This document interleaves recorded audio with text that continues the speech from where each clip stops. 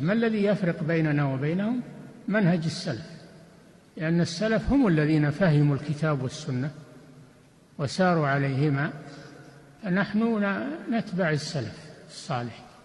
بسم الله والحمد لله والصلاة والسلام على رسول الله وعلى آله وصحبه ومن تبعهم بإحسان إلى يوم الدين، أما بعد. السلام عليكم ورحمة الله وبركاته.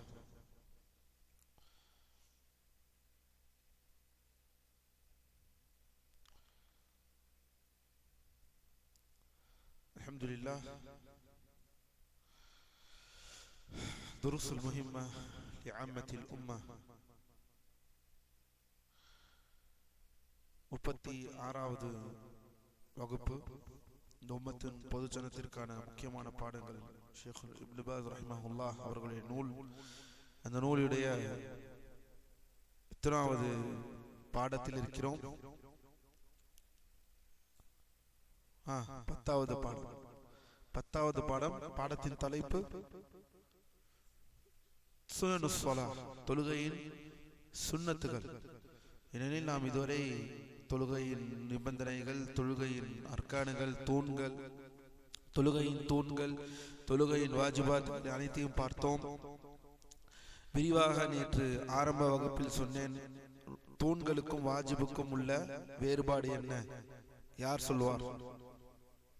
உங்களில் யார் தூண்களுக்கும் வாஜிபாத்துகளுக்கும் மத்தியில் உள்ள வித்தியாசம் அல்லது வேறுபாடு தெரிந்தவர்கள் கையை உயர்த்தலாம். தூண்களுக்கும் வாஜிபாத்துகளுக்கும் வேறு யாராவது புதிதாக யாசிர், ஷான்,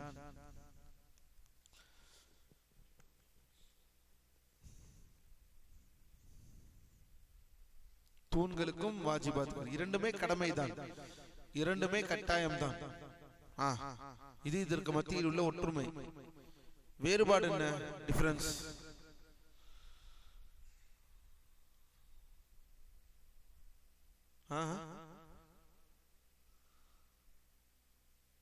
சரி,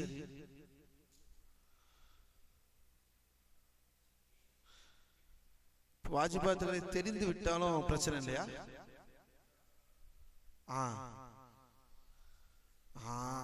சரி, தெரியாம விட்டுட்டேன் தூண்கள் வேலைக்காக, இதுதான் வித்தியாசம். வாஜிபாத்துகளில் தெரியாமல் விட்டு விட்டீர்கள். வாஜிபாத்துகளில் நாம் படித்த வாஜிபாத்துகளில் ஏதாவது ஒன்றை நீங்கள் தெரியாமல் விட்டு விட்டீர்கள் என்றால் சஜ்தா செய்து கொள்ளலாம், உங்கள் தொழுகையை நீங்கள் தொடரலாம், பாத்திலாக. ஆனால் தூண்களில் நீங்கள் ஏதேனும் விஷயத்தை நீங்கள் தெரிந்தோ தெரியாமல் விட்டுவிட்டால் தொழுகை பாத்திலாகிடும். மன்னித்துக் கொள்ளுங்கள். அல்லாஹ் நாடினால் இந்த வாரம் இன்ஷா அல்லாஹ் அது முழுமையாக தயார் பெற்று இந்த நூலுடைய மூல தமிழாக்கம் உங்கள் கைகளில் தவழும் பிஇذنில்லாஹி ரப்பில் ஆலமீன் இன்ஷா அல்லாஹ். அடுத்த வாரத்தில் இருந்து அல்லாஹ் நாடினால் நம் கைகளில் நூலோடு படிப்போம் தமிழில் இன்ஷா அல்லாஹ். சரி, இன்றைய வகுப்பிற்கு நேரடியாக செல்வோம். நேற்று எந்த விஷயத்தை பார்த்தோம்? தொழுகையின் சுன்னத்துகளில்.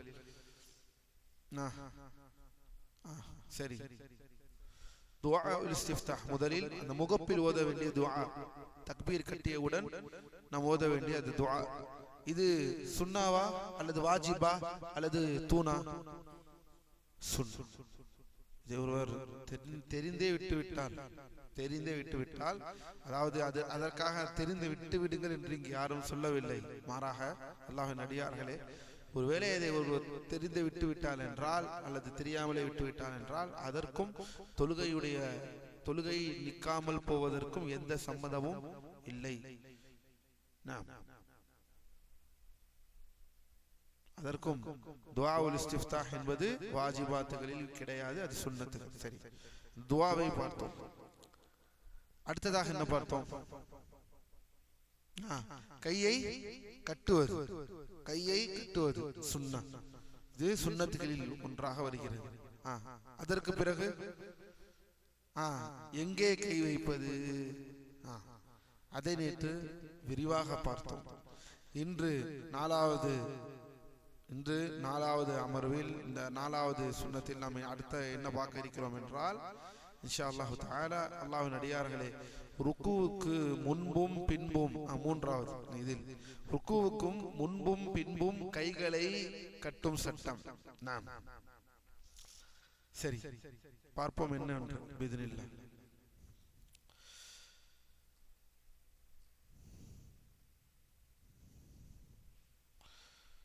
அதாவது என்ன சொல்கிறார்கள் என்றால், ஷேக் இப்னு பாஸ் ரஹிமஹுல்லாஹ், ஷேக் இப்னு பாஸ் அவர்கள் சொல்கிறார்கள் ரஹிமஹுல்லாஹு தஆலா, ருக்குவிற்கு முன்பும் பின்பும் கைகளை கட்டிக்கொள்வது எப்படி? ருக்குவிலிருந்து ருக்குவிற்கு முன்பும் என்றால் எப்போது? துணை சூரா ஓதி முடித்ததற்கு பிறகு. துணை சூரா ஓதி, எடுத்துக்காட்டாக சூரா ஃபாத்திஹா ஓதிவிட்டு துணை சூரா ஓதிவிட்டு குல் ஹுவல்லாஹு அஹத் அல்லாஹுஸ் ஸமத் லம் யலித் வலம் யூலத் வலம் யகுல் லஹு குஃபுவன் அஹத் இப்படி செய்துவிட்டு அல்லாஹு அக்பர். ருக்குவிற்கு முன்பும் நாம் கை கட்டி தான் இருந்திருக்கிறோம். சரியா? கவனியுங்கள். ருக்குவிற்கு முன்பும் ருக்குவிற்கு பின்பும். அது என்ன ருக்குவிற்கு பின்பும்? ருக்குவிற்கு பின்பும் என்றால் ருக்கு செய்கிறீர்கள், ருக்கு செய்திருக்கிறீர்கள், சமி அல்லாஹு லிமன் ஹமீதா, இவ்வாறு கையை கட்டுவது. அதை ஷேக் அவர்கள் சொல்கிறார்கள். பார்ப்போம் என்னவென்று. ருக்கு எந்திரித்ததற்கு பிறகு இவ்வாறு கையை கட்டி நிற்பது, இதை பற்றி என்ன சொல்கிறார்கள்? ருக்குவிற்கு பின்பு, அதாவது நிமிர்ந்து நிற்கும் பொழுது கைகளை கட்டிக்கொள்வது, வலது கையை இடது கையின் மீது வைப்பது முஸ்தஹப் என்று நூலாசிரியர் கருதுகிறார்கள். யார் கருதுகிறார்கள்? இது யார் சொல்கிறார்? இதை ஷேக் அரஃபாத் சொல்கிறார்கள். நூலாசிரியர் கருதுகிறார் என்று சொல்வது யார்? ஷேக் அரஃபாத். ஏனெனில் நூலாசிரியர் என்றால் இங்கு யார்? இப்னு பாஸ் ரஹிமஹுல்லாஹ் அவர்கள் தான் அந்த நூலிலே சொல்கிறார்கள். ஷேக் அரஃபாத் இதை மேற்கோள் காட்டுகிறார்கள். ஷேக் இப்னு பாஸ் அவர்களுடைய கூற்றாக இருக்கிறது. இதற்கு என்ன ஆதாரம்?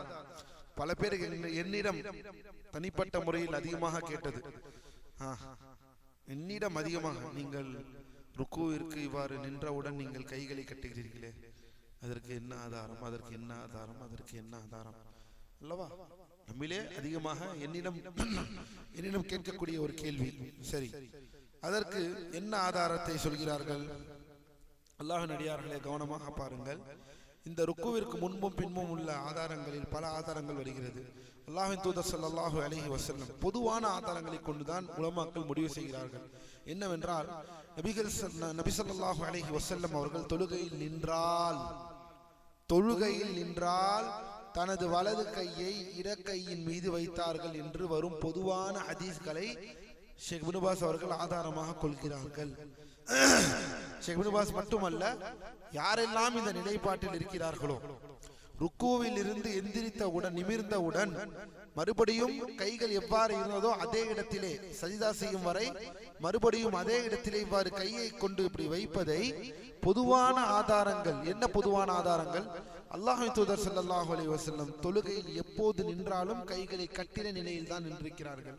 அப்படி என்றால் இந்த நிலையை மட்டும் எதற்காக எடுக்கிறீர்கள்?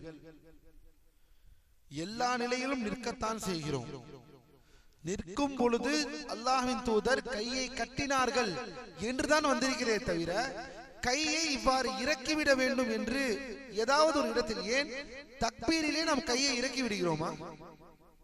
தக்பீர் கட்டிய நிலையில் இவ்வாறு நின்று தொழுகிறோமா? கேள்வி இல்லை. அப்படி இருக்கும் பட்சத்தில் தொழுகையில் ருக்குவில் இருந்து மட்டும் இந்த இடத்தில் மட்டும் ஏன் கையை இவ்வாறு விடுகிறீர்கள்? அதற்கு என்ன ஆதாரம் இருக்கிறது என்று கையை கட்டக்கூடிய உலமாக்கள் கேள்வி கேட்கிறார்கள். இந்த இடத்தில் மட்டும் கையை விடுவதற்கு என்ன ஆதாரம் இருக்கிறது? விடுவதற்கு எந்த இடத்தில் ஆதாரம் இருக்கிறது? எந்த ஹதீஸ் நமக்கு ஆதாரம்? ஏனெனில் அல்லாஹ்வின் தூதர் தொழுகையில் நின்றாலே அவர்கள் கையை கட்டியிருக்கிறார்கள் என்றுதான் வருகிறது. நின்று ருக்கு செய்கிறோம், ருக்கு செய்ததற்கு பிறகு மறுபடியும் நிற்கக்கூடிய நிலைக்கு நாம் திரும்புகிறோம். ருக்கு செய்ததற்கு பிறகு மறுபடியும் நிற்கக்கூடிய அந்த நிலைக்கு தானே திரும்புகிறோம். அப்போது நிற்கும் பொழுது கையை கீழே விடுவதற்கு என்ன இருக்கிறது? சரி, இன்னொரு விஷயம் பாருங்கள் அல்லாஹ்வின் அடியார்களே, இப்போது நீங்கள் தொழுகைக்கு வருகிறீர்கள், தாமதமாக வருகிறீர்கள், சஃபிலே மக்கள் தொழுது கொண்டிருக்கிறார்கள், ருக்குவிலே அவர்கள் இருக்கிறார்கள், நீங்கள் அப்போதுதான் வருகிறீர்கள் உள்ளே. ருக்குவில் இருந்து எந்திரித்து விடுகிறார்கள். எந்திரித்து விட்டு அப்போது எந்திரிக்கும் பொழுதுதான் நீங்கள் வந்து சஃபிலே வந்து நீங்கள் கலந்து கொள்கிறீர்கள், நிற்கிறீர்கள் வந்து. அப்போது நீங்கள் என்ன செய்வீர்கள்? அல்லாஹ் அக்பர் என்று சொல்ல வேண்டும் அல்லவா? தக்பீர் இஹ்ராம், அல்லாஹ் அக்பர். இப்படி கை கட்டுவீர்களா இல்லது இப்படி கீழே கையை போட்டு இப்படி நிற்பீர்களா? மக்களோட நிற்பதா? என் கேள்வி. அதாவது தொழுகைக்கு வருகிறீர்கள், தாமதமாக வருகிறீர்கள், ருக்குவுடைய நிலைக்கு வரும் பொழுது மக்கள் ருக்கு செய்து விட்டார்கள், நீங்கள் ருக்குவுடைய அந்த நேரத்திற்கு உள்ளே வருகிறீர்கள், எல்லோரும் எந்திரிக்கும் பொழுது வருகிறீர்கள். சமி அல்லாஹு லிமன் ஹமீதா, அவர்கள் கீழே போடுகிறார்கள், நீங்கள் எவ்வாறு செய்வீர்கள்? நீங்க உள்ளே வந்து பக்கத்தில் வந்து நின்று அல்லாஹ் அக்பர் இப்படி செய்வீர்களா? என் கேள்வி. சரி,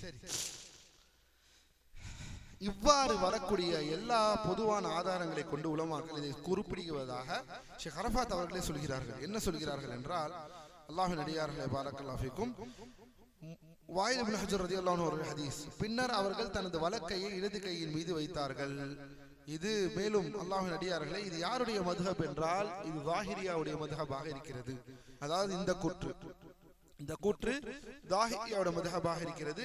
அதாவது எந்திரித்தவுடன் நிமிர்ந்து நின்றவுடன் ருக்குவிலிருந்து கையை நாம் கட்டதான் வேண்டும் என்று.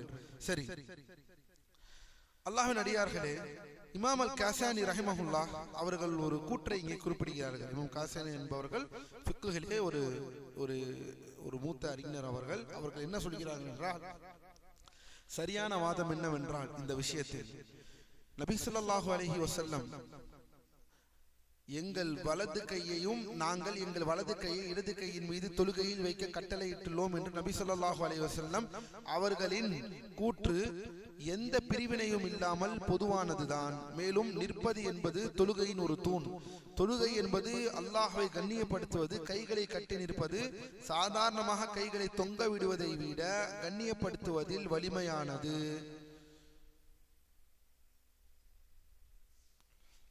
அந்த இடத்தில் கைகளை விட்டு இவ்வாறு நிற்பதை விட அந்த இடத்திலும் இவ்வாறு கைகளை கட்டி நிற்பதுதான், அதுதான் தொழுகையில் நிற்கும். ஹதீஸில் ஆதாரத்தில் தொழுகையில் நிற்கும் பொழுது அல்லாஹ்வின் தூதருடைய நிலை எவ்வாறு இருந்தது என்று நமக்கு அறிவிப்பு வந்துள்ளது. அல்லாஹ்வின் தூதர் தொழுகையில் நின்றால் அவர்கள் கைகளை கட்டித்தான் நின்றிருக்கிறார்கள். இதுவே அடிப்படை ஆதாரம் என்று சொல்கிறார்கள் உலமாக்கள். யாரெல்லாம் ருக்குவிலிருந்து நிமிர்ந்த நிலையில் கைகளை கட்டுகிறார் என்பதற்கு இந்த ஆதாரம். ஏனெனில் இதுதான் அடிப்படை.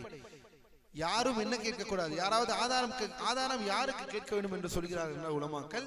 நீங்கள் கைகளை கீழே விடுகிறீர்களே, இவ்வாறு தக்பீரிலே கைகளை கீழே விடுகிறீர்களா? இல்லை.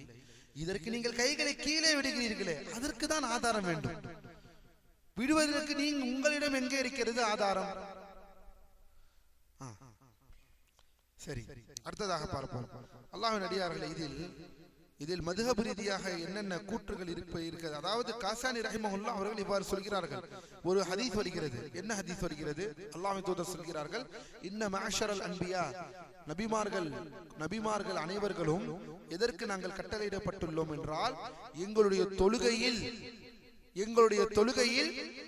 எங்களுடைய வலக்கரத்தை இடது கரத்தின் மீது வைத்து தொழுவதற்கு நாங்கள் கட்டளையிடப்பட்டுள்ளோம் தொழுகையில். அப்படி என்றால் இந்த நிலையை மட்டும் தனியாக எவ்வாறு எடுக்கிறீர்கள் என்று கேட்கிறார்கள். இந்த நிலையை எடுப்பதற்கு என்ன ஆதாரம் இருக்கிறது? இப்படி கையை கீழே போடுவது, தக்பீரிலே கையை கீழே போடுகிறீர்களா? இல்லை. அப்படி என்றால் இந்த இடத்தில் நீங்கள் இவ்வாறு கையை கீழே போடுவதற்கு என்ன ஆதாரம் இருக்கிறது?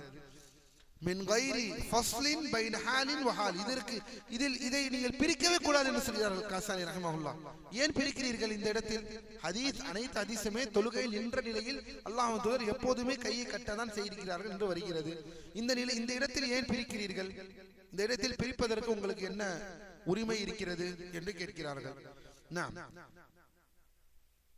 அப்படி என்றால் அவர்கள் சொல்வது போல் அல்லாஹ் நின்ற நிலையில் அதாவது கையை கீழே போடுவதை விட கையை கட்டுவதுதான் ஆக அல்லாஹ்விற்கு கட்டுப்படுவதுடைய அதிகமான ஒரு நிலையாக இருக்கிறது என்று, வலிமையானதாக இருக்கிறது என்று சொல்கிறார்கள்.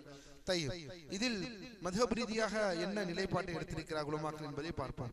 அல்லாஹ்வின் அடியார்களே, அதுதான் நம்மளுடைய இங்க பெரும் தாக்கமாக இருக்கிறது. நம் நாட்டில் மேபி ஏறத்தாழ இது 40 வருடம் 50 வருடத்திற்கு முதல் முறை நான் இவ்வாறு கேள்விப்படுகிறேன் என்று சொல்லலாம். ஏனெனில் நாம் அனைவர்களும் இதை நாம் பின்பற்றுகிறோம். இதில் கையை கீழே போடுவது நாம் ஏனெனில் இந்த இரண்டு நிலைப்பாட்டுமே பாரக்கல்லாஹு ஃபீக்கும் கவனியுங்கள். தஹபல் அஹ்னாஃப் வ ஷாஃபிஈயா, ஹனஃபி மத்ஹப் ஷாஃபிஈயா மத்ஹப், இது ரெண்டு தான் நம் நாட்டில் உள்ளது அல்லவா? அதன் தாக்கம் தான் நம்மிடம் இருக்கிறது. அல்ஹம்துலில்லாஹ். என்னவென்றால் ஹனஃபி மத்ஹபும் ஷாஃபிஈ மத்ஹபும் எதில் செல்கிறார்கள் என்றால் கையை கீழே போடுவதுதான் சிறந்தது என்று சொல்லியிருக்கிறார்கள். அதுதான் அவர்களுடைய கூற்று அந்த மத்ஹபில். அதனால்தான் நாமும் இங்கே இருப்பதில் நாம் சின்ன வயதிலிருந்து தொழுது மற்றவர்களை பார்த்து தான் தொழுதோம் அல்லவா? கல்வி எல்லாம் படிப்பதற்கு முன்னால் சவுதிக்கோ அல்லது கல்வியை தரக்கூடிய கல்வியை எடுக்கக்கூடிய உலமாக்களுடைய நாட்டிற்கு செல்வதற்கு முன்னால் எல்லாம் நாம் மற்ற சக முஸ்லிம்களை பார்த்து தான் நாம் கல்வியை எடுத்தோம், நாம் தொழுது கொண்டோம். நம் தாயை பார்த்து, நம் தந்தையை பார்த்து, நம் மக்களை பார்த்து தான் நாம் தொழுவதை கற்றுக்கொண்டோம். யாருமே இதுவரை இன்ஃபேக்ட் சொல்ல போனா கையை கட்டினால் இவர் சவுதி போயிட்டு வந்திருக்காரு.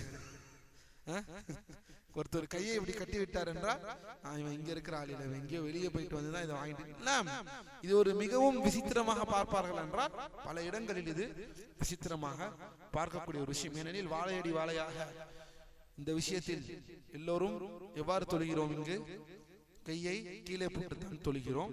பெரும்பாலான இடங்களிலும் அனைவர்களுமே பல பேர் பல இடங்களில், ஏன் அது சவுதியாக இருக்கட்டும், எந்த நாடாக இருக்கட்டும், மற்ற முஸ்லிம் நாடுகள் இருக்கட்டும், கையை கீழே போடுபவர்கள் அதிகமாக கூட இருக்கலாம். சரி, இங்கு ஹனஃபி மத்ஹபும் ஷாஃபிஈ மத்ஹபும் இலா அஃதலியத்துல் இர்சால் என்று சொல்கிறார்கள். கீழே விடுவதுதான் சிறந்தது என்று சொல்கிறார்கள். என்ன காரணம்? கவனியுங்கள். அல்லாஹ்வின் அடியார்கள், நாம் இன்னும் ஆழமாக செல்லவில்லை, அது இப்போதுகான நேரமும் இல்லை. ஆனால் ஹனஃபி மத்ஹபும் ஷாஃபிஈ மத்ஹபும் என்ன சொல்கிறார்கள் என்றால் அஃதலியா என்று சொல்கிறார். பின்னால் என்ன? இதை விட இது சிறந்ததுதான் என்று சொல்கிறார்கள். பாருங்கள், ஷேக் அரஃபாத் அவர்கள் அஃதலியா என்று சொல்கிறார்கள் என்றால், அஃதலியா என்றால் என்ன? அஃதல், இதை விட இதை காட்டிலும் இது சிறந்தது, இது செய்யவே கூடாது என்று சொல்லவில்லை. ஷாஃபிஈ மத்ஹபிலும் ஹனஃபி மத்ஹபிலும் இதை செய்யவே கூடாது என்றெல்லாம் சொல்லவில்லை. ஆனால் இதை கொண்டு இன்று மறுபடியும் ஒரு கொள்கை கூட்டத்தை உருவாக்கி விடுவார்கள். இவனோலா ருக்கு எந்திரிச்சா பாரு ஒரு மாதிரி கையை கட்டுவானுங்க. இப்படி இவனுங்க ஒரு குரூப். இதெல்லாம் நம்மளுக்கு விசித்திரமா இருக்கோ அது எல்லாத்தையும் ஒரு குரூப்பா போட்டு விட்டுறது. அது சுன்னான்னு நமக்கு தெரியாது, அது ஒரு ஃபிக்ஹ் இஷ்யூ என்பது தெரியாது, அது மக்களுக்கு உலமாக்களுக்கு மத்தியிலே ஹிலாஃப் இருக்கு என்பது எதுவும் தெரியாது. எனக்கு விசித்திரமா இருக்கா, உடனே போடு ஒரு குரூப் அவங்க ஒரு குரூப். அது இப்படி வந்து எந்திரிச்சா இப்படி கை கட்டுவாங்க, இப்படி ஒரு மாதிரியா பார்த்து இருந்துக்கு. ஏன் இந்த காழ்ப்புணர்ச்சி? அதை அறிந்து கொள்ளலாம் அல்லவா எதனால் செய்கிறார்கள் என்று. எதனால் செய்கிறார்கள் ஆதாரத்தை அவர்கள் தான் கொண்டு வர வேண்டும். என்னிடம் இவ்வாறு செய்வதற்கு என்ன ஆதாரம் என்றால், நான் நாளை இந்த ஹதீஸை காட்ட முடியும். அல்லாஹ்வின் தூதர் ஸல்லல்லாஹு அலைஹி வஸல்லம் தொழுகையில் நின்ற நிலையில் ருக்கு எந்திரிச்சதுக்கு பிறகு கையை கட்டினார்களா? அதுதான் சகோதரே, தொழுகையில் நிற்கக்கூடிய நிலையில் அல்லாஹ்வின் தூதர் கையை கட்டினதாக தான் வந்திருக்கிறது. நான் கேட்பது, நீங்கள் ருக்குவிலே நான் ஒன்று கேட்கிறேன், ருக்குவில் நிற்கும் பொழுது இவ்வாறு கையை கீழே போடுகிறீர்களே, அதற்கு உங்களிடம் ஹதீஸ் இருக்கிறதா என்று நாம் கேட்போம். கையை கீழே போட வேண்டும். அல்லாஹ்வின் தூதர் ருக்குவிலிருந்து எந்திரித்தவுடன் அவர்கள் எல்லா இடங்களிலும் கையை கட்டினார்கள், இந்த இடத்தில் அவர்கள் கையை இவ்வாறு கீழே போட்டார்கள் என்று ஏதாவது ஹதீஸ் இருக்கிறதா என்றும் கேட்க முடியும். சரி, கையை கீழே போடுவது சிறந்தது என்று எதனால் சொல்கிறார்கள்? அதையும் ஷேக் அவர்கள் பற்றி என்னவென்றால், ஏனெனில் அந்த குறிப்பிட்ட நேரத்திற்கு கைகளை கட்ட வேண்டும் என்று சுன்னாவில் வரவில்லை. இவர்களுடைய வாதம். சந்தோஷமா இருக்கிறதா? ஏனெனில் அந்த குறிப்பிட்ட நேரத்திற்கு கைகளை கட்ட வேண்டும் என்று சுன்னாவில் வரவில்லை. மேலும் அங்கு நிற்கக்கூடிய அந்த நேரம் மிகவும் குறைவானது என்பதால் அடுத்த சஜிதாவிற்கு தயாராக கைகளை தொங்க விடுவதே சிறந்தது என்று இவர்களுடைய ஒரு வாதமாக இருக்கிறது. நம்மிலே இருக்கக்கூடிய பெரும்பாலானவர்களுடைய வாதத்திற்கான அந்த செயலுக்கான வாதம், அந்த நிற்கக்கூடிய நேரம் மிகவும் குறைவான நேரம், அதனால் அடுத்து உடனடியாக சஜ்தா செய்வதற்கு தயாராக விடுவதால் இதெல்லாம் காரணம். அதாவது நிற்கக்கூடிய நேரம் குறைவான நேரமாக இருக்கும். மேலும் அந்த இடத்திலே பார்த்தீங்கன்னா அதற்கு ஆதாரம் எதுவும் இல்லை, கையை கட்ட வேண்டும் என்ற ஆதாரம் எதுவும் இல்லை, சுன்னாவில் வரவில்லை. அந்த நிற்கக்கூடிய நேரம் குறைவானது என்பதால் அடுத்த சஜிதாவிற்கு தயாராக வேண்டும், கைகளை தொங்க விடுவதே சிறந்தது என்று ஹனஃபி மதுஹும் ஷாஃபி மதுஹும் சிறந்தது என்று சொல்கிறார்கள். கவனியுங்கள், சிறந்தது. அப்படி இருந்தால் என்ன, மதிக்கிறார்கள். கையை கட்டினால் ஏதோ அது தவறான ஒரு விஷயம் என்று மதுஹபில் கூட மார்க்க ஃபிக்ஹ் விஷயங்களை ஆராய்பவர்கள் கூட சொல்லவில்லை என்பதை இங்கே நான் பதிவு செய்ய வேண்டும். சரி, ஹம்பலி மதுஹபின் கருத்து என்ன இதில்? இந்த ஹம்பலி மதுஹபில் விரும்பினால் தொங்கவிடலாம் அல்லது கைகளை கட்டிக்கொள்ளலாம் என்ற ஒரு நடுநிலை கருத்தை கொண்டுள்ளார்கள். இது ஹம்பலி மதுஹபினுடைய கூற்று என்னவென்றால், அல்லாஹ்வின் அடியார்களே பாரக்கல்லாஹு ஃபீக்கும், இலா யஷா அர்ஸலஹுமா வ யஷா வதஅ யதைஹி வ யமீனஹு அலா ஷிமாலிஹி. அவர்கள் ஒருவன் நாடினால், அவர் விரும்பினால் கையை கீழே போட்டுக் கொள்ளட்டும், அப்படி இல்லை என்றால் அவர்கள் கட்டி கொள்ளட்டும். எந்த அளவிற்கு இதையெல்லாம் மதுஹப் ரீதியாக அவர்கள் உலமாக்கள் பார்க்கிறார்கள் என்பதை நாம் பார்க்க கடமைப்பட்டுள்ளோம். அல்ஹம்துலில்லாஹ். இதோடு இந்த விஷயமும் நிறைவடைகிறது. இதுவரை எத்தனை விஷயங்கள் பார்த்தோம் சுன்னத்தில்? தொடர்ந்து, அதாவது நாம் பார்த்த மசாலா வேறு. இங்கே எடுத்துக்காட்டாக கையை கட்டக்கூடிய விதம் இப்போதுதான் 3வது சுன்னத்திற்கே வருகிறோம். ஏன் அது? 2 சுன்னத்து தான் இதுவரை பார்த்திருக்கிறோம். ஏனென்றால் நாம் நேர்த்து பார்த்தது இன்று பார்த்தது எல்லாம் ஒன்றாக பார்க்கப்படுகிறது. அதாவது கைகளை கட்டுவது. நீங்கள் கைகளை கட்டுவது என்றால் தொழுகை நிற்கும் போது கட்டுவது, ருக்கு முடிந்ததற்கு பிறகு கட்டுவது என்று பிரிக்க தேவையில்லை. கைகளை கட்டுவது என்று பொதுவாக பார்த்து எந்தெந்த இடத்திலெல்லாம் கைகளை கட்டுவது என்பதை பார்த்தோம். ஏனெனில் கைகளை கட்ட வேண்டும் என்றால் என்று சொல்லிவிட்டாலே முடிந்து விட்டது. ஆனால் இங்கு பெரும்பாலானவர்கள் என்ன செய்கிறார்கள், அந்த இடத்தில் மட்டும் கைகளை கீழே போட்டு விடுகிறார்கள். அதற்கான ஒரு கூடுதல் விளக்கம் தான் இவ்வாறு பேசியிருக்கிறோம். அல்ஹம்துலில்லாஹ். அல்லாஹ்வின் அடியார்களே, இதனால் ஆதாரத்தை இன்னும் சொல்ல போனால், இந்த நூலை இந்த விளக்கம் எழுதியவர்கள் ஷேக் அரஃபாத் ஹஃபிதஹுல்லாஹ் அவர்கள் இவ்வாறு இந்த விஷயத்தை பொதுவான ஆதாரத்தை காட்டுகிறார்கள். இப்னு பாஸ் ரஹிமஹுல்லாஹ்வுடைய நிலைப்பாடு இதில்தான். மாபெரும் இமாமான ஷேக் இப்னு பாஸ் ரஹிமஹுல்லாஹ் அவர்கள் கைகளை தொழுகையில் நிமிர்ந்தவுடன் கைகளை கட்டிக்கொள்வார்கள். அதற்கான அவர்கள் ஆதாரம், இந்த ஆதாரத்தை பொதுவான அனைத்து ஆதாரம், ரசூலுல்லாஹி ஸல்லல்லாஹு அலைஹி வஸல்லம் நின்ற நிலையில் அவர்கள் கைகளை கட்டினவர்களாக தான் இருந்தார்கள். இதுதான் சரி. ஷேக் அரஃபாத் அவர்கள் நூலாக எழுதியவர்கள் இந்த கூற்றுக்கு இவ்வாறு ஆதாரம் எல்லாம் இருக்கிறது என்று பட்டியலிடுகிறார்கள். ஷேக் இப்னு பாஸுடைய கருத்திற்கு அவர்களும் கூட கைகளை கீழே விட்டவர்களாகத்தான் நான் பார்த்திருக்கிறேன். கைகளை கட்டினவர்களாக நான் பார்த்ததில்லை ஷேக் அரஃபாத்தை. ஆனால் இந்த இடத்தில் அவர்கள் இந்த அளவிற்கு ஆதாரத்தை சொல்லி கொண்டு வந்து வைக்கிறார்கள். இதற்கு மாற்று நிலைப்பாட்டில் உள்ளவர்கள் கூட ஷேக் அரஃபாத் அவர்கள் கைகளை கீழே போடுவதிலே இருக்கக்கூடியவர்கள். ஆனால் அவர்கள் ஷேக் இப்னு பாஸ் அவருடைய கருத்திற்கு இத்தனை வலுவான ஆதாரங்களை இங்கே வைத்துவிட்டு கையை கீழே விடுவதற்கு என்ன ஆதாரம்? அவளுடைய ஆதாரம் கையை கட்டுவதற்கு ஆதாரம் இல்லை. இந்த இடத்தில் பிரத்யேகமாக கைகளை கட்டுவதற்கு ஆதாரம் இல்லை என்ற ஒரு வாதமும், இரண்டாவது அந்த நேரம் குறைவான நேரம், சஜிதா செய்வதற்கு தயாராகுவதற்காக கையை விட்டு விட வேண்டும் என்று சொல்கிறார்கள் என்ற இந்த 2 விஷயங்களை மட்டும் பட்டியல். ஆனால் கையை கட்டுவதற்கு ஹதீதுகளில் இருந்து பொதுவான ஆதாரத்தை பார்க்கிறோம். 4-5 ஹதீதுகளை பட்டியலிட்டார்கள். அதை நாம் பார்த்தோம். அல்லாஹ்வே நன்கு அணிந்தவனாக இருக்கிறான். சரி, 3வது விஷயம், கைகளை உயர்த்துதல். கைகளை உயர்த்துதல். ஷேக் அவர்கள் கூறுகிறார்கள், 3வது சுன்னத்தை பற்றி குறிப்பிடுகிறார்கள் ஷேக் இப்னு பாஸ். விரல்களை இப்னு பாஸ் என்ன சொல்கிறார்கள் என்றால், கவனியுங்கள் அல்லாஹ்வின் அடியார்களே, கைகளை உயர்த்துதல், விரல்களை ஒன்று சேர்த்து, விரல்களை ஒன்று சேர்த்து தோள்பட்டைகளுக்கு சமமாகவோ அல்லது காதுகளுக்கு சமமாகவோ உயர்த்துவது பின்வரும் சமயங்களில், அதாவது கைகளை உயர்த்தியுள்ள முறை விரல்கள் ஒன்று சேர்க்கப்பட்டும் நீர்க்கப்பட்டும் என்று சொல்கிறார்கள். சரி, ரஃபுல் யதைன். தய்யிப், அல்லாஹ்வின் அடியார்களே, பார்ப்போம், ஒன்று ஒன்றாக பார்ப்போம் இன்ஷா அல்லாஹ் தஆலா. கை விரல்களை ஒன்று சேர்த்து நீட்டி தோள்பட்டைகளுக்கு சமமாகவோ, அல்லாஹு அக்பர். அந்த கையை தூக்குவது தோள்பட்டை என்றால் இங்கு, அல்லது காதுகளுக்கு சமமாகவோ உயர்த்துவது. பின்வரும் இடங்களில், என்னென்ன இடங்களில் கவனியுங்கள். ஷேக் இப்னு பாஸ் அவர்கள் சொல்கிறார்கள், எந்தெந்த இடத்தில் நம்ம கையை இப்படி இவ்வாறு உயர்த்த வேண்டும். அப்படி என்றால் தக்பீரத்துல் இஹ்ராம் என்று சொன்னாலே அல்லாஹ் அக்பர் என்று சொல்வதுதான் தக்பீரத்துல் இஹ்ராம். அதை புரிந்து கொள்ளுங்கள். கையை உயர்த்துவது என்பது தனி சட்டமாக வருகிறது. தக்பீரத்துல் இஹ்ராம் சொல்லும் பொழுது கையை உயர்த்த வேண்டும் என்று வருமே தவிர, தக்பீரத்துல் இஹ்ராம் என்றால் பல பேர் என்ன நினைத்துக் கொள்கிறோம், அல்லாஹ் அக்பரை சொல்லாமல் முதலில் வந்துவிட்டு இவ்வாறு கட்டுவது என்றால் தக்பீரத்துல் இஹ்ராம் என்று நினைத்துக் கொண்டிருக்கிறார்கள். ஆனால் அவர் தக்பீரத்துல் இஹ்ராம் என்றால் கையை உயர்த்துவதா அல்ல. தக்பீரத்துல் இஹ்ராம் என்றால் அல்லாஹு அக்பர் என்று முகப்பிலே சொல்லி தொழுகையை ஆரம்பிப்பது. கையை உயர்த்தக்கூடிய நிலை தொழுகையில் எந்தெந்த இடத்தில் நாம் கையை உயர்த்த வேண்டும், எவ்வாறு உயர்த்த வேண்டும், எப்படி உயர்த்த வேண்டும், இதுதான் இப்போது நாம் படிக்க இருக்கிறோம். ஏனெனில் அதில் அவ்வளவு விஷயங்கள் இருக்கிறது. நம்மிலே சில பேர் ருக்கு செய்யும் போது தக்பீரை கையை உயர்த்துவோம், சில பேர் கையை உயர்த்த மாட்டார்கள். அது அனைத்தையும் பார்ப்போம் இப்போது. மூன்றாவது சுன்னத்தை பற்றி குறிப்பிடும் பொழுது விரல்களை ஒன்று சேர்த்து எவ்வாறு ஷேக் இப்னு பாஸ் சொல்கிறார்கள், விரல்களை ஒன்று சேர்த்து இவ்வாறு ஷேக் இப்னு பாஸ் இவ்வாறு சொல்கிறார்கள், விரல்களை ஒன்று சேர்க்க வேண்டுமா. அல்லாஹு அக்பர் அல்லாஹு அக்பர்.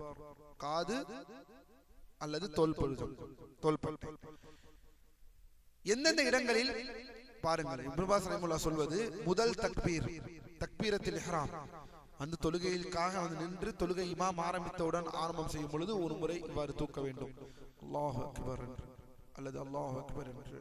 சரி, ருக்குவிற்கு செல்லும் பொழுது இப்னு பாஸ் அவர்கள் சொல்கிறார், இரண்டாவது ருக்குவிற்கு செல்லும் பொழுது.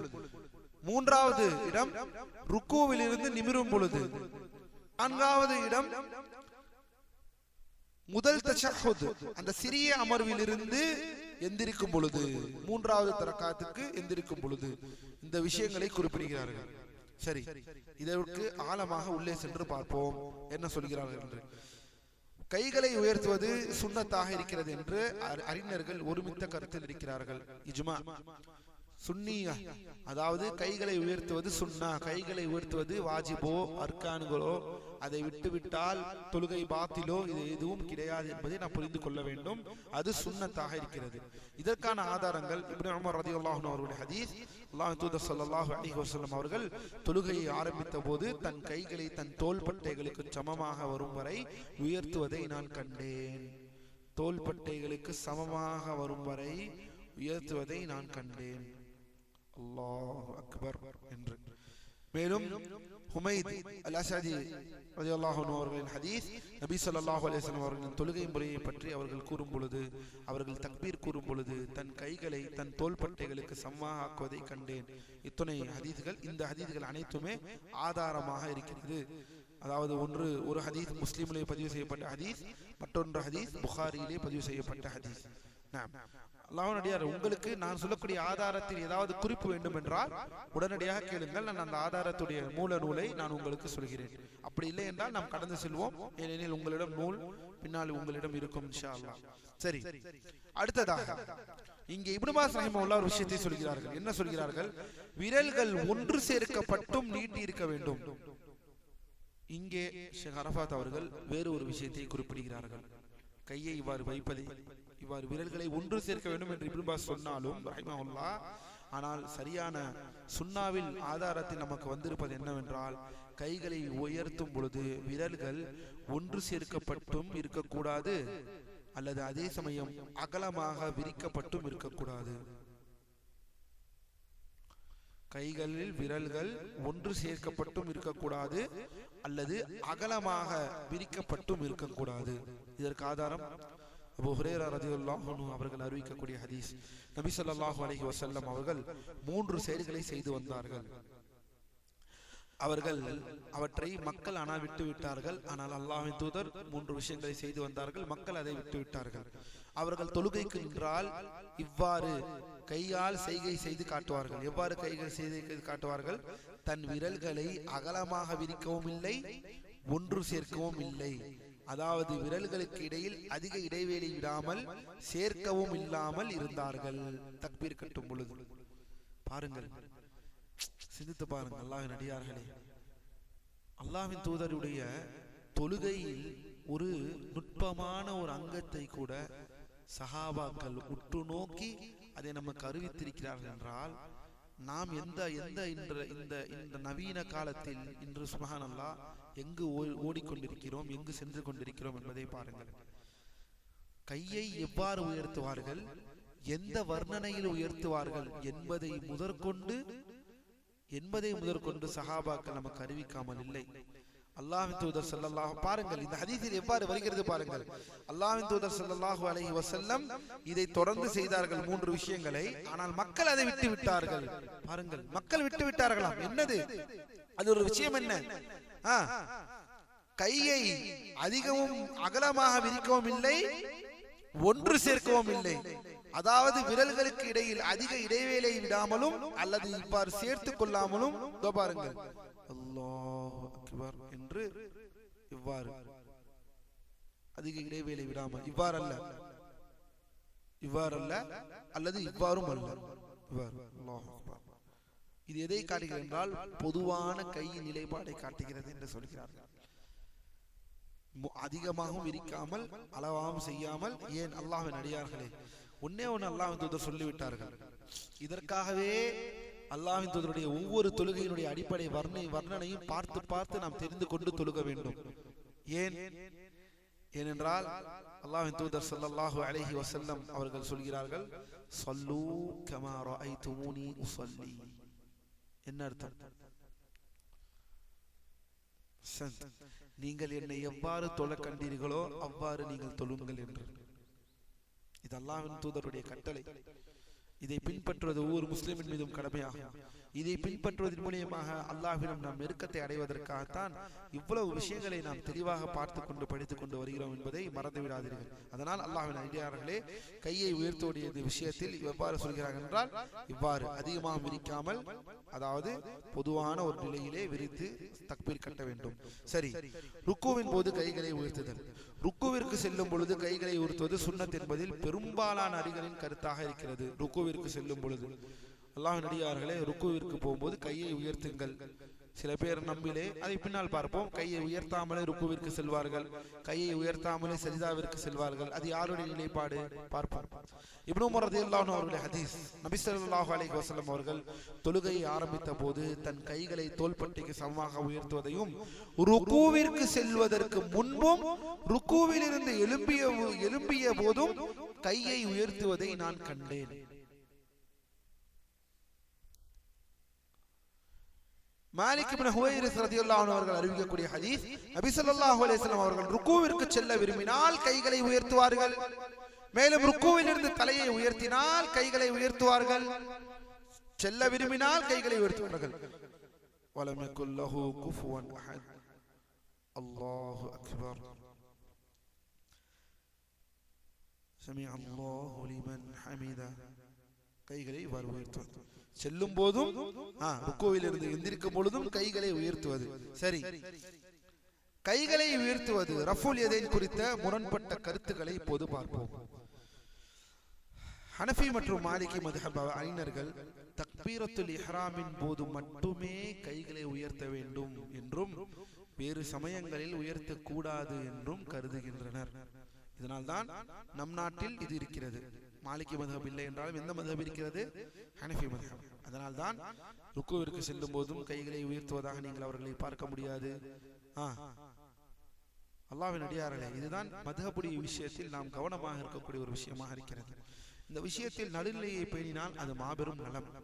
நடுநிலை இல்லாமல் மத்ஹபை ஒட்டுமொத்தமாக ஒழிக்க வேண்டும், அதை அவ்வாறு செய்ய வேண்டும், இவ்வாறு செய்ய வேண்டும் என்று சொல்வது தவறான ஒரு விஷயம் என்பதை நாம் முதலில் புரிந்து கொள்ள வேண்டும். ஆனால் இங்கு பாருங்கள், நாம் மத்ஹபை முதலில் பின்பற்றுகிறோமா? அல்லாஹ்வின் அடியார்களே, உலமாக்களுடைய ஃபிக்ஹின் வரக்கூடிய அந்த இஜ்திஹாதுகள் நம்மளுக்கு மத்ஹபின் மூலமாகத்தான் தெரியும். அவர்களும் ஆதாரத்தை நோக்கி தான் நகர்ந்திருக்கிறார்கள், இஸ்திஹாத் செய்கிறார்கள். ஆனால் நமக்கு இது ஆதாரத்துக்கு பக்கமாக இருக்கிறதோ அதை நாம் எடுத்துக்கொள்ள வேண்டும். பாருங்கள், நமக்கு இது ஒரு விஷயமாக கூட இருக்கலாம். ஆனால் ஹனஃபி மத்ஹபுடைய நிலைப்பாடு தக்பீரத்துல் இஹ்ராமை தவிர மற்ற இடங்களில் கைகளை நாங்கள் உயர்த்த மாட்டோம். ஆனால் அல்லாஹ்வின் தூதர் கைகளை உயர்த்துவதாக தெளிவான 2 ஹதீஸ்களை இங்கே இப்போது நாம் கண் முன்னால் பார்த்தோமா அல்லவா? 2 ஹதீஸ்கள், அந்த ஹதீஸ்களை இப்போதே சொல்கிறேன். முஸ்லிமிலே 390, புகாரியிலே 737. 2 ஹதீஸும் புகாரி முஸ்லிமில் பதிவு செய்யப்பட்ட ஹதீஸ். இந்த ஹதீஸை தாண்டி நான் என் மதுஹபை பின்பற்றுவேன் என்று எவ்வாறு ஒரு முஸ்லிம் சொல்ல முடியும்? இந்த ஹதீஸை தாண்டி புகாரியிலே முஸ்லிமிலே 390 ஹதீஸ். ஏனெனில் போய் வீட்டிற்கு போய் செல்லும் பொழுது ஒருவேளை இது இருப்பதிலே ஏதாவது ஒரு ஹதீஸை பார்க்கலாம் அல்லவா, நம்ம ஒரு ஆதாரத்திற்காக. முஸ்லிமிலே 390வது ஹதீஸ், புகாரியிலே 737வது ஹதீஸ். கொஞ்சம் யோசித்து பாருங்கள். ருக்குவிலிருந்து எந்திரித்த உடனும் கைகளை கட்டாமல், அதாவது கைகளை உயர்த்தாமல் இருப்பவர்களுக்கு இந்த ஹதீஸை நாம் காண்பிக்கலாமே? இல்லை, நான் இதன் மதுஹபை பின்பற்றுவேன் என்றால் என்ன நியாயம்? சரி, ஹனஃபி மதுஹப் அவர்கள் அறிஞர்கள் தக்பீரத்துல் இஹ்ராமின் போது மட்டுமே கைகளை உயர்த்த வேண்டும் என்றும் வேறு சமயங்களை உயர்த்தக்கூடாது என்றும் கூறுகிறார்கள். சரி, இதற்கு ஆதாரம் இல்லாம பண்ணுவாங்களா? நீங்க புகாரி முஸ்லிம் காமிக்கிறீங்க, எங்களுக்கும் ஆதாரம் இருக்குன்னு சொன்னா என்ன பண்ணுவீங்க? கைகளை உயர்த்தக்கூடாது என்பதற்கு தக்பீரத்துல் இஹ்ராமில் மட்டும்தான் ஆதாரம் இருக்குமா? இப்னு மஸ்ஊத் ரலியல்லாஹு அன்ஹு அவர்கள் அறிவிக்கிறார்கள், நபி ஸல்லல்லாஹு அலைஹி வஸல்லம் அவர்கள் முதல் தக்பீரின் போது கையை உயர்த்தினார்கள், பின்னர் மீண்டும் அவர்கள் உயர்த்தவே இல்லை என்ற ஒரு ஹதீஸ் வருகிறது.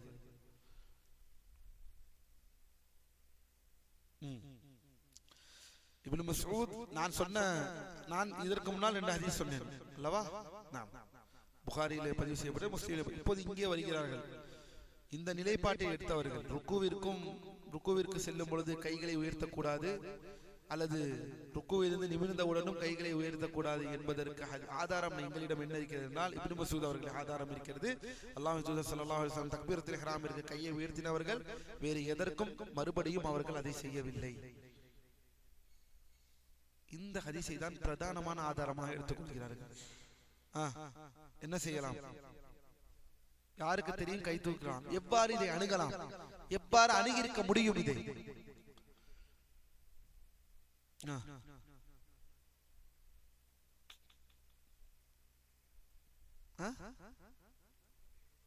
இல்ல, இது நுணுக்கமான பதில். இந்த பதில் நாம் பல மசாலாக்களில் பேசியிருக்கிறோம்.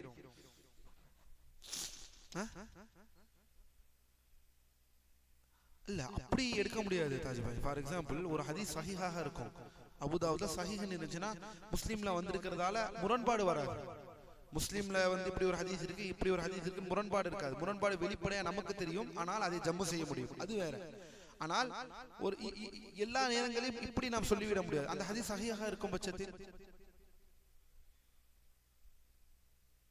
வேற எவ்வாறு இதை அணுகிருக்கலாம்? மஷாலா மஷாலா, உங்களிடம் அந்த ஆர்வத்தின் விளைவாக உங்களிடம் வரக்கூடிய வார்த்தைகளை கண்டு நான் மகிழ்கிறேன். ஜும்ஹூர் மஷாலா இந்த மாதிரியான கூற்றுகளை கேட்கும் பொழுது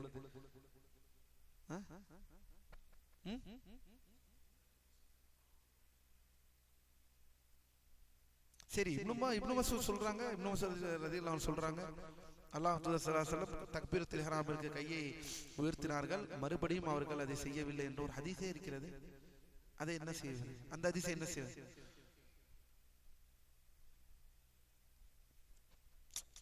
ஒரு அஸ்திவாரத்தை விட்டு விட்டீர்கள்.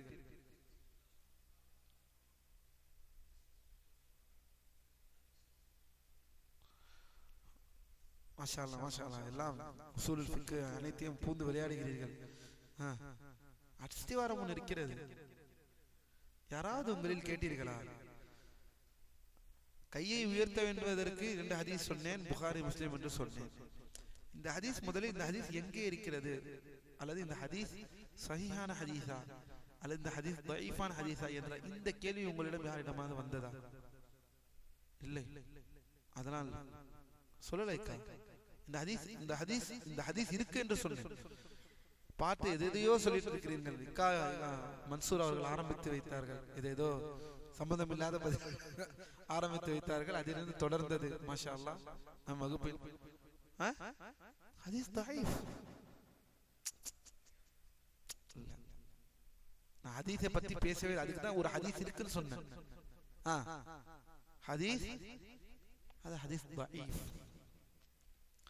எந்த ஹதீஸை ஹனஃபி மذஹபிலும் மாலிகி மذஹபிலும் கைகளை அல்லாஹ் இப்னு மஸ்ஊத் ரலியல்லாஹு அன்ஹு கைகளை அல்லாஹ்வின் தூதர் ஸல்லல்லாஹு அலைஹி வஸல்லம் தக்பீரத் இஹ்ராமிற்கு உயர்த்திய அந்த கையை மறுபடியும் அவர்கள் உயர்த்தவில்லை என்ற இந்த ஹதீஸ் தஈஃபான ஹதீஸாக இருக்கிறது. முதலில் இந்த ஹதீஸ் எதிலே பதிவு செய்யப்பட்டது அதை முதலில் தெரிந்து கொள்ளுங்கள். புகாரிலேயா, முஸ்லிமிலேயா, அல்லது அபூதாவுதுலையா, அல்லது குத்துபு சித்தாவிலையா, எதிலே பதிவு செய்யப்பட்டது? ஷர்ஹுல் மஆனில் ஆசார் கேள்விப்பட்டிருக்கிறீர்களா? ஷர்ஹுல் முஷ்கிலில் ஆசார் கேள்விப்பட்டிருக்கிறீர்களா? இந்த கிரந்தங்கள் இமாம் தஹாவி அவர்களுடைய நூல். இமாம் தஹாவி ரஹிமஹுல்லாஹ் அவர்களுடைய ஹதீஸ் நூலில் பதிவு செய்யப்பட்ட இந்த ஹதீஸ். இந்த ஹதீஸ் அல்லாஹ்வின் அடியார்களே தஈஃபான ஹதீஸ் என்று வாதிக்கப்பட்டது. என்ன வாதிக்கப்பட்டது? இப்னு மஸ்ஊத் ரலியல்லாஹு அன்ஹு அவர்கள் இந்த ஹதீஸ் ஒரு பலவீனமான ஹதீஸ் ஆகும், இது சரியானதாக அல்ல, அதை ஆதாரமாக கொள்ள முடியாது. இதை மறுத்தவர்களில் ஒரு இமாம் புகாரி ரஹிமஹுல்லாஹ் அவர்கள் தங்களுடைய நூலான என்ன நூல்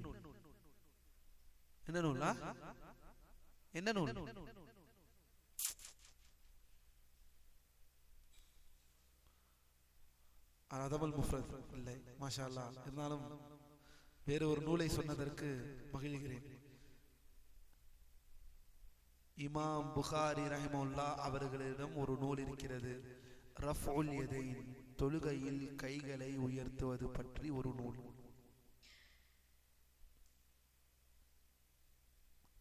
என்றாவது கேள்விப்பட்டிருக்கிறீர்களா? இமாம் புகாரி எப்போது மரணித்தார்கள் யாருக்கு தெரியும்? இமாம் புகாரி அவர்கள் மரணித்த வருடம்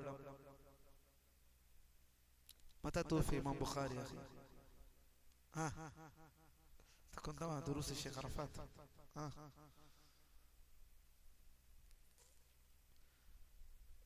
ஷமீம் கா தவிர யாருக்கும் தெரியாதா? கை யார் கை தூக்கணும்? தாஜ் பாய் அஹ்சன் 256. இமாம் புகாரி ரஹிமஹுல்லாஹ் அவர்கள் நூல் புகாரி, சஹீஹ் புகாரி எழுதினவர்கள், அதபுல் முஃப்ரதை தொகுத்தவர்கள். அவர்கள் ஒரு நூல் ரஃபுல் யதைன், தொழுகையில் கைகளை உயர்த்து. அந்த நூலில் இந்த ஹதீஸை பலவீனமான ஹதீஸ் என்று சொல்லி இமாம் புகாரி ஒரு ஹதீஸை பலவீனப்படுத்தி விட்டார்கள் என்றால் முடிந்துவிட்டது. இமாம் புகாரி ஒரு ஹதீஸை பலவீனப்படுத்தி விட்டார்கள் என்றால், அது பலவீனம் என்று சொல்லிவிட்டார்கள் என்றால் மறுக்கூற்று இல்லை என்ற அளவிற்கு ஹதீஸ் கலையில் இமாம் புகாரியுடைய அந்தஸ்து இருக்கிறது என்பதை நாம் புரிந்து கொள்ள வேண்டும். தான் தொகுத்த அனைத்தையுமே சஹீஹாக தொகுத்திருக்கிறார்கள் என்றால் எப்பேற்பட்ட ஒரு இமாமாக இருக்க முடியும் புகாரி. அவர்கள் இந்த ஹதீஸை பலவீனமான ஹதீஸ் என்று பட்டியலிடுகிறார்கள். அல்லாஹ்வின் அடியார்களே, இதனால்தான் நம்மை சுற்றி அல்லாஹ்வின் தெரிந்தோ தெரியாமலோ சுன்னத்திலிருந்து நாம் எவ்வாறு தூரமாக இருக்கிறோம் என்பதை இந்த வகுப்பின் மூலமாக, இந்த மாதிரியான ஒரு ஆழமான வகுப்பின் மூலமாகத்தான் நாம் புரிந்து கொள்ள முடியும். எப்படி ஹிலாஃபுகள் ஏற்படுகிறது இப்போது இந்த வகுப்புகளில் கொஞ்சம் கொஞ்சமாக அல்ஹம்துலில்லாஹ் நாம் பார்த்து கொண்டு வருகிறோம். ஒரே முஸ்லீம்கள் என்ன சொல்லுவோம், எல்லா முஸ்லீம்கள் தானே பெருசா வந்துருவாங்க. இந்த மாதிரி நேரத்துல வந்து ஒருத்தவங்க கையை அங்க கட்டுறாங்க, நீங்களே இப்ப உங்க நமக்குள்ளே பிரிவு இருக்கு பாருங்க, அப்படி உடனே ஏதோ அது பிரிவு போல இது வந்து ஒரு ஃபிக்ஹ் ரீதியாக அணுகப்பட்ட விஷயம். ஆதாரத்தை கொண்டு அவரவர்கள் ஒரு ஸ்டான்ஸை எடுத்து அதற்குள் பிரிந்த ஒரு விஷயத்தை தவிர வேறு ஒன்றும் இல்லை என்பதை நாம் புரிந்து கொள்ள வேண்டும். சின்ன விஷயம் பாருங்கள், கைகளை உயர்த்துவது, ருக்குவிற்கும் சஜ்தாவிற்கும் கைகளை உயர்த்தக்கூடிய இந்த விஷயத்திற்கு எவ்வாறு பிரிந்திருக்கிறோம். முக்கியமாக நீங்கள் ஹனஃபி மذஹப் பள்ளிகளுக்கு சென்றீர்கள் என்றால் அது எங்கு வேண்டாலும் இருக்கட்டும், ஹனஃபி மذஹப் தான் இந்தியா முழுக்க இருக்கிறது. எங்கு சென்றாலும் கையை உயர்த்த மாட்டார்கள், ருக்குவிற்கும் சஜ்தாவிற்கும். என்ன காரணம்? இப்னு மஸ்ஊத் ரலியல்லாஹு அன்ஹு அவரோட ஹதீஸ் இருக்கு. அந்த ஹதீஸ் எங்க இருக்கிறது தெரியுமா? ஷர்ஹ் மஆனில் ஆசாரிலும் ஷர்ஹ் முஷ்கிலில் ஆசாரிலும் பதிவு செய்யப்பட்ட ஹதீஸ். அந்த ஹதீஸ் பலவீனமான ஹதீஸ். அந்த ஹதீஸை இமாம் புகாரி, இமாம் அல்பானி அல்ல, நீங்கள் தான் இமாம் அல்பானி என்று சொன்னாலே அப்படின்னு போட்டு விட்டுருவீர்களே. அந்த மாபெரும் இமாம் அவர்கள் மாபெரும் தொண்டை ஆற்றின ஹதீஸ் கலையில் அவ்வளவு பெரிய ஒரு நியமத்தை அல்லாஹ் கொடுத்த அந்த இமாம் அவர்கள் இமாம் அல்பானியா அவர் எல்லா ஹதீஸும் தஈஃப் என்று சொல்லிவிடுவார், அவருக்கு வேண்டிய ஹதீஸை சஹீஹ் என்று சொல்லுவார் என்ற அவதூறை பரப்புவது முக்கியமாக ஹனஃபி மதுஹபை பிடித்துக் கொள்ளக்கூடியவர்கள், கண்மூடித்தனமாக பின்பற்றக்கூடியவர்கள். ஆனால் ஆதாரம் இது பலவீனமான ஹதீஸ் என்று இமாம் அல்பானி அல்ல, இமாம் புகாரி 256 மரணித்த ஒரு இமாம். இதை நாம் புரிந்து கொள்ள வேண்டும் அல்லாஹ்வின் அடியார்களே. பாரக்கல்லாஹு ஃபீக்கும். சரி, அதனால் இதற்கு இந்த நூலில் வரக்கூடிய ஆதாரமற்றது என்பதை நாம் புரிந்து கொண்டோம். சரி, மற்றொரு ஹதீஸ் பரா இப்னு ஆசிப் ரலியல்லாஹு அன்ஹு அவர்கள் ஹதீஸ், அல்லாஹ்வின் தூதர் ஸல்லல்லாஹு அலைஹி வஸல்லம் அவர்கள் தொழுகை ஆரம்பித்த போது தன் காதுகளுக்கு அருகில் வரும் வரை கைகளை உயர்த்துவார்கள், பின்னர் மீண்டும் உயர்த்த மாட்டார்கள் என்ற ஒரு ஹதீஸ் வருகிறது. சரி,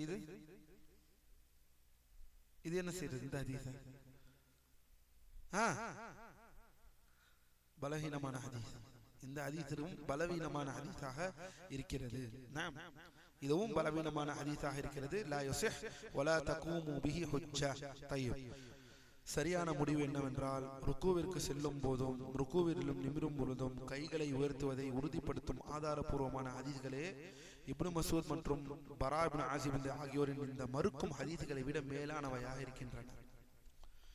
ஆம், அல்லாஹ்வின் அடியார்களே, சஹீஹான ஆதாரமாக செய்ய வேண்டும் என்ற ஹதீஸ். அது மட்டுமல்ல, ஒரு விஷயத்தில் செய்வது அல்லது செய்யக்கூடாது என்று வந்தால் பாரக்கல்லாஹு ஃபீக்கும் ஹதீஸின் விதிப்படி உறுதிப்படுத்துவதே மறுப்பதை விட சிறந்தது என்ற விதியின்படி கைகளை உயர்த்துவதே இதிலே சுன்னத்தாக இருக்கிறது என்று சொல்கிறார்கள்.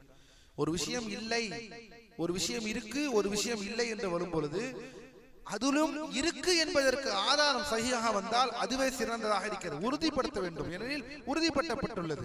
உயர்த்தவில்லை என்று உங்களுக்கு உயர்த்தவில்லை என்றால் தெரியவில்லை என்று சொல்கிறீர்கள், ஆனால் அல்லாஹ் தூதர் உயர்த்திருக்கிறார் என்ற கூடுதல் தகவல்கள் வருகின்றது, அது சஹீஹாக வருகிறது என்றால் அதுதான் ஆதாரமாக இருக்கின்றது என்று உலமாக்கள் தெளிவாக குறிப்பிடுகிறார்கள். சரி, அடுத்தது கையை உயர்த்தக்கூடிய விஷயத்தில் சுருக்கமாக பார்த்தோம் என்றால் அல்லாஹ்வின் அடியார்களே, முதல் அத்தஹியாத்திலிருந்து மூன்றாவது ரக்காத்துக்காக எழும்பும் பொழுது கைகளை உயர்த்த வேண்டும். இதற்கும் ஆதாரத்தை சொல்கிறார்கள். பின்பு ஒவ்வொரு செயலிலும் கைகளை உயர்த்துதல். சில அறிஞர்களுடைய நிலைப்பாடு என்னவென்றால் தொடுகையில் ஒவ்வொரு நேரத்திலும் குனியும் பொழுதும் நிமிரும் பொழுதும் கைகளை உயர்த்துவது சுன்னத் என்று ஒரு சாரார் கருதுகிறார்கள். ஆம், நபி ஸல்லல்லாஹு அலைஹி வஸல்லம் அவர்கள் குனியும் பொழுதும் நிமிரும் பொழுதும் தக்பீர் கூறுவார்கள், தக்பீர் கூறும் பொழுது கைகளை உயர்த்துவார்கள். சஜிதாவிலிருந்து எழும் பொழுதும். உண்மை சொல்ல போனால் அல்லாஹ்வின் அடியார்களே, தொழுகையில் பல இடங்களில் கைகளை உயர்த்தக்கூடிய விஷயம் எந்த அளவிற்கு என்றால் 2 சஜிதாக்களுக்கு நடுவில் எல்லாம் கைகளை உயர்த்த வேண்டும் என்று ஹதீஸ் வந்துள்ளது. 2 சஜிதாவிற்கு நடுவில்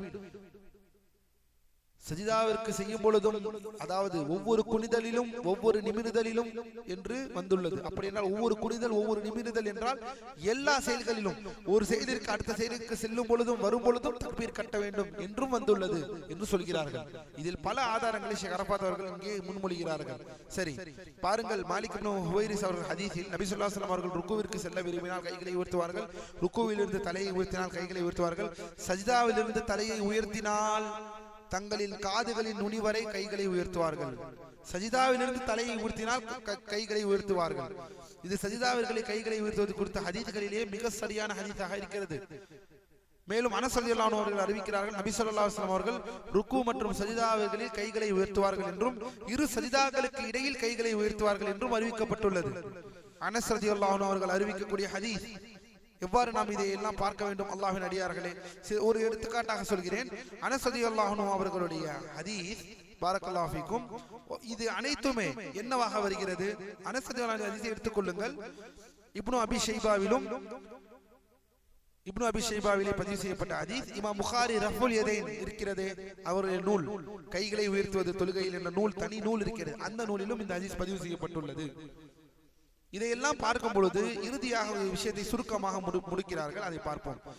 இப்னு உமர் ரலியல்லாஹு அன்ஹு இறுதி முடிவு, நபி ஸல்லல்லாஹு அலைஹி வஸல்லம் அவர்கள் சில நேரங்களில் ஒவ்வொரு நேரமும் ஒவ்வொரு குனிதலிலும் ஒவ்வொரு நிமிருதலிலும் போதும் கைகளை உயர்த்தினார்கள் என்று வந்துள்ளது. இதை நாம் ஏற்றுக்கொள்ள வேண்டும். இது குறைவாக செய்திருக்கிறார்கள். அதிகமான நேரம் செய்யாமல் இருந்தாலும் குறைவான நேரங்களில் ரசூல் ஸல்லல்லாஹு அலைஹி வஸல்லம் ஒவ்வொரு குனிதலிலும் ஒவ்வொரு நிமிர்தலிலும் கைகளை உயர்த்தி இருக்கிறார்கள் என்பதை நாம் புரிந்து கொள்ள வேண்டும். மேலும் சில நேரங்களில் அதை விட்டும் இருக்கிறார்கள், அதாவது ஒவ்வொரு குனிதலும் ஒவ்வொரு நிமிர்தலிலும். ஆனால் செய்தது சுன்னத் என்பதில் பல, இதன் மூலம் அனைத்து ஆதாரபூர்வமான ஹதீஸ்களும் ஏற்றுக்கொள்ளப்படுகின்றன. ஷேக் அரஃபாத் என்ன சொல்கிறார்கள்? முதலில் கைகளை உயர்த்தாமல் இருந்தால் தொழுகை பாத்திலாகிவிடாது, முதல் விஷயம்.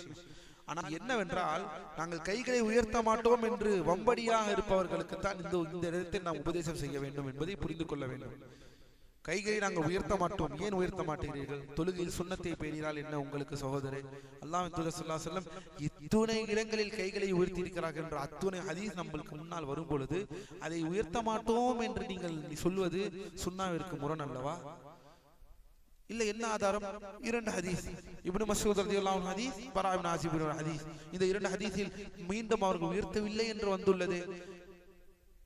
பலஹீனமான இரண்டு ஹதீஸை வைத்து சொல்லுகிறீர்களே நீங்கள். பலமான சஹீஹான முஸ்லிமிலும் புகாரிலும் இவ்வளவு கிரந்தங்களில் பதிவு செய்யப்பட்ட இந்த ஹதீஸ்களை என்ன செய்வது? இந்த ஹதீஸை என்ன செய்வது? இத்துணை ஹதீஸ்களை பலகீனமான இரண்டு ஹதீஸை கொண்டு நாங்கள் கையை உயர்த்த மாட்டோம் என்று சொல்லக்கூடிய உங்களுக்கு மத்தியில் இந்த ஹதீஸ்களை எல்லாம் என்னவென்று செய்வது? இது சரியான நிலைப்பாடாக இருக்க முடியாது அல்லாஹ்வின் அடியார்களே. அதனால் கைகளை உயர்த்த வேண்டும். முக்கியமாக சுருக்கமாக சொல்லிவிட்டார்கள். அதாவது ஷேக் அப்துல்லா சொன்னது போல் ருக்குவிற்கு செல்லும் பொழுது, ருக்குவிலிருந்து நிமிரும் பொழுது, சஜிதா செய்யும் பொழுது, தஷஹுதிலிருந்து எந்திரிக்கும் பொழுது, இது அல்லாமல் கூடுதலாக சில நேரம் 2 சஜிதாக்களுக்கு மத்தியில் செய்யும் பொழுது என்று வந்துள்ளது. அதனால் கைகளை உயர்த்துங்கள். பாரக்கல்லாஹு ஃபீக்கும். அடுத்ததாக ருக்கு மற்றும் சஜிதாவில் தஸ்பீஹையுடைய எண்ணிக்கையை அதிகரித்தல், அதை இன்ஷா அல்லாஹு தஆலா அல்லாஹ் நாடினால் அடுத்த வாரம் பார்ப்போம். பிஇذنில்லாஹி ரப்பில் ஆலமீன். இதுவரை அல்லாஹ்வின் அடியார்களே, தொழுகையின் சுன்னத்தை இத்தனை விஷயங்களை பார்த்திருக்கிறோம். முக்கியமாக இன்று நாம் பார்த்த விஷயங்கள், இந்த ருக்குவில் நிமிரும் பொழுது கைகளை கட்டுவதை பற்றி தெளிவாக பார்த்தோம். அடுத்ததாக நாம் பார்த்த இந்த விஷயம் கைகளை உயர்த்துவது, தக்பீரும் போது கைகளை உயர்த்துவது முக்கியமான இந்த இடங்களில் எல்லாம் கைகளை உயர்வது சுன்னத்தாக இருக்கிறது. ருக்குவிற்கு செல்லும் பொழுது, ருக்குவிலிருந்து எந்திரிக்கும் பொழுது, சஜிதா செய்யும் பொழுது, தஷஹுதிலிருந்து எந்திரிக்கும் பொழுது, இன்னும் கூடுதலாக 2 சஜிதாக்களுக்கு நடுவிலே தக்பீர் கையை உயர்த்துவது. இதெல்லாம் பார்த்தால் மக்களிடம் சுன்னத்துகள் வராமல் போனதினால் அதை பிதஅத்தாக என்று பார்க்கக்கூடிய நிலைமை வந்துவிட்டது. கத்தர் அல்லாஹு வ மா ஷா ஃபஅல். அதனால் அதற்கேற்றவாறு பார்த்து பரிவர்த்தனை செய்யுங்கள். நம் பள்ளியில் செய்து கொள்ளுங்கள். அல்ஹம்துலில்லாஹ். அல்லாஹ் நமக்கு நேர்வழியை செலுத்துவானாக. சுன்னா என்னவென்றே தெரியாமல் சுன்னாவை எதிர்ப்பது தவறல்லவா? உங்கள் வீட்டில் இந்த சுன்னத் இல்லை என்று சொல்வதற்கு உங்கள் வீட்டில் குறைந்தபட்சம் 8 ஹதீஸ் நூல்களை வைத்திருக்கிறீர்களா? குறைந்தபட்சம் 10 ஹதீஸ் நூலை வைத்திருக்கிறீர்களா? இல்லை என்று நீங்கள் நிரூபிப்பதற்கு இதுவுமே இல்லை. ஆனால் எதற்கு? ஏனெனில் எங்கள் இமாம்கள் சொல்லிவிட்டார்கள், எங்கள் மதுஹபிலே சொல்லிவிட்டது. அல்லாஹ் நம்மை நேர்வழியில் செலுத்துவானாக. அல்லாஹ்வின் அடியார்களே, தொடர்ந்து இப்படிப்பட்ட வகுப்புகளையும் தொழுகையுடைய விஷயங்களில் தெளிவு வேண்டும் என்றால் அல்ஹம்துலில்லாஹ் தெளிவிற்கான வார வகுப்புகள் இதுதான். எனில் தொடர்ந்து நாம் தொழுகை மற்றும் தொழுகை மற்றும் தூய்மை வகுப்புகளை தொடர்ந்து நாம் பார்க்க இருக்கிறோம். தொழுகை ஏறத்தாழ முக்கியமான வகுப்புகள் சென்று விட்டன. இது நாம் தொழுகையின் வர்ணனையில் இப்போது இருக்கிறோம். தொழுகை எப்படி தொழ வேண்டும் என்ற வர்ணனையில் இருந்து கொண்டிருக்கிறோம். இதற்கு முன்னால் தொழுகையின் தூண்கள், ஷுரூத்துகள், கடமைகள், நிபந்தனைகள், வாஜிபாத்துகள் அனைத்தையும் பார்த்து விட்டோம். இதற்கு முன்னால் ஆரம்ப 2 வாரத்திற்கு முன்னால் கொள்கையை படித்தோம் தெளிவாக. கொள்கையை படித்துதான் இப்போது தொழுகை ஃபிக்ஹுக்கு வந்திருக்கிறோம். கொள்கையை படிக்காமல் ஃபிக்ஹ் இல்லை. ஆரம்ப வகுப்புகளில் இருந்து படிக்கக்கூடிய சகோதரர்களுக்கு தெரியும், கொள்கையை படித்ததற்கு பிறகுதான் நாம் ஃபிக்ஹுக்கு வந்திருக்கிறோம் அல்லாஹ்வின் அடியார்களே. அதனால் கொள்கை முக்கியம், அகீதா முக்கியம். அகீதாவை படியுங்கள். பாரக்கல்லாஹு ஃபீக்கும். அகீதாவிற்கு பிறகுதான் ஃபிக்ஹாக இருக்க வேண்டும் நம்முடைய கல்வியை எடுக்கக்கூடிய அந்த நிலை. அல்லாஹ் நம்மை நேர்வழியை செலுத்துவானாக. سبحانك اللهم وبحمدك اشهد ان لا اله الا انت استغفرك واتوب اليك. السلام عليكم ورحمه الله وبركاته. نقول بيننا وبينكم السلف، بيننا وبينكم الكتب. كان احمد يقول البدع بيننا وبينكم الجنائز.